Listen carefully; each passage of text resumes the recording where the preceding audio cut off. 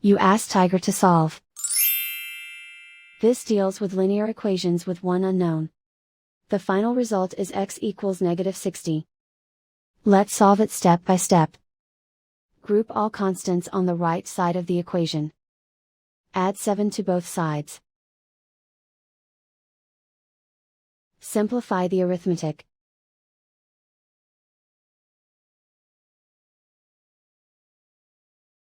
Isolate the x. Multiply both sides by 3. Group like terms. Multiply the coefficients.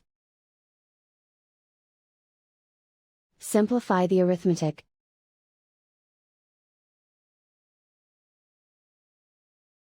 Convert the x into a positive number.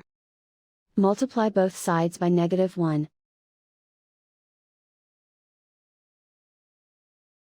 Remove the ones.